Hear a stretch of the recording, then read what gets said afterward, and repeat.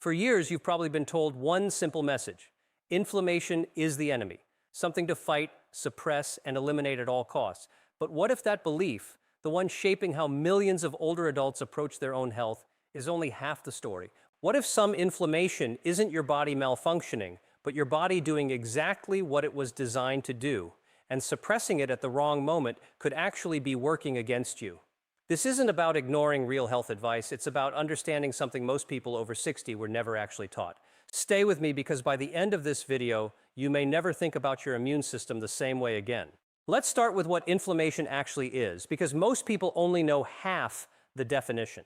Inflammation is your immune system's emergency response team. The moment you get a cut, an infection, or even a hard workout that creates tiny amounts of muscle damage, your body sends inflammatory signals to that exact location. Blood flow increases, immune cells rush in, swelling occurs, and healing begins. This is not a flaw in your biology. This is one of the most essential survival mechanisms you have. Without it, a small cut could become a life-threatening infection, and your body would have no way to repair itself after injury. This type of inflammation is fast, targeted, and temporary. It shows up, does its job, and disappears once the threat is gone. But here's where the confusion begins, and it's a confusion that affects an enormous number of older adults. There's a second type of inflammation, one that doesn't show up as a response to a specific injury, but instead lingers quietly in the background of the entire body for months or even years. This is called chronic low-grade inflammation, and unlike the first kind, it doesn't announce itself with obvious symptoms. It doesn't swell, it doesn't heal, it just persists, quietly influencing joint pain, energy levels, memory, heart health, and even how quickly the body recovers from illness.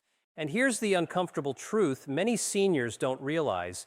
The very habits people adopt believing they're protecting themselves from inflammation may actually be feeding the wrong kind while suppressing the kind their body actually needs. Because here's something most people never stop to consider. Many seniors, after hearing repeatedly that inflammation is dangerous, start avoiding anything that even resembles physical stress on the body. Reducing movement, avoiding strength training, resting more than necessary out of fear of triggering flare-ups. But researchers studying aging and immune function have found something that challenges this instinct directly. The temporary, controlled inflammation created by regular movement and light resistance activity is one of the very things that keeps the immune system responsive and functioning properly.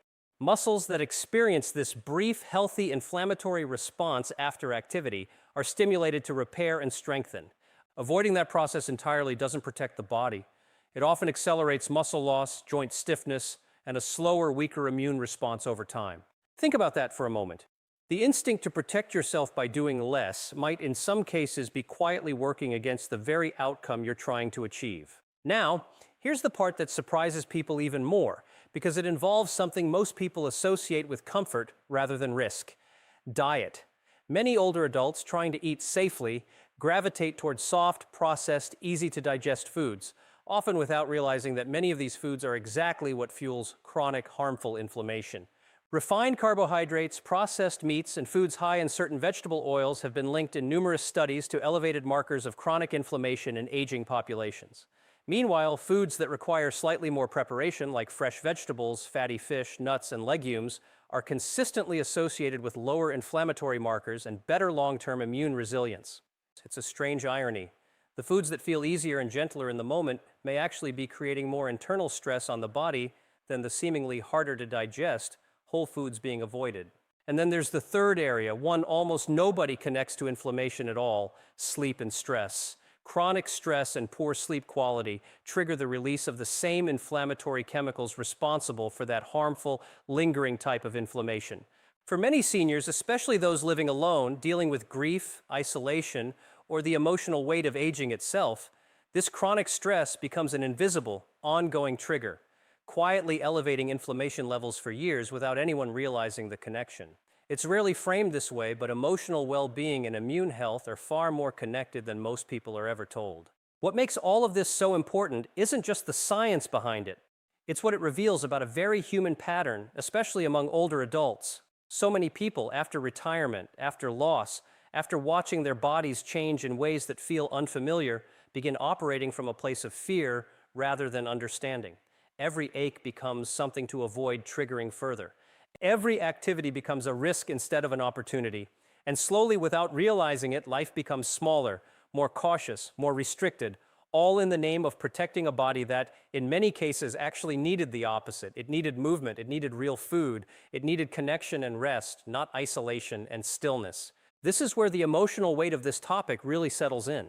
Because for a lot of people, aging already carries a quiet grief, watching capabilities shift, watching friends and family face health struggles, feeling less certain about the body you've lived in your entire life. In that emotional space, fear-based caution feels responsible. It feels like the safe choice. But when that caution is built on a misunderstanding, it can end up accelerating the very decline people are trying so hard to avoid. Here's what makes this topic genuinely hopeful, though. Once you understand the difference between short-term protective inflammation and long-term harmful inflammation, you gain something incredibly valuable: the ability to make decisions based on understanding instead of fear. Choosing to take a short walk isn't reckless, it's supportive. Choosing real, whole foods over convenient, processed ones isn't extra effort for no reason. It's one of the most direct ways to influence long-term immune health. Prioritizing sleep and reducing chronic stress isn't a luxury. It's a biological necessity that directly impacts how your immune system performs as you age. None of this replaces medical guidance, especially for anyone managing autoimmune conditions, chronic illness, or specific medical restrictions around physical activity. This isn't about ignoring professional care. It's about approaching your daily choices with a clearer, more accurate understanding of what your body actually needs, rather than operating off outdated assumptions that quietly limit quality of life. Think about your own daily routine right now. Are you avoiding movement out of fear when your body might actually need it? Are you choosing gentle foods that might be doing more harm than the ones you've been avoiding? Are you dismissing stress and isolation as simply emotional issues without realizing they're physically shaping your immune health every single day? Sometimes the most powerful shift isn't a dramatic lifestyle change. It's simply understanding what your body has been trying to tell you all along. So tell me, before watching this, did you believe all inflammation was something to avoid, or did you already sense there was more to the story? Drop your answer in the comments, because I want to know how many of you are rethinking the way you've been caring for your body.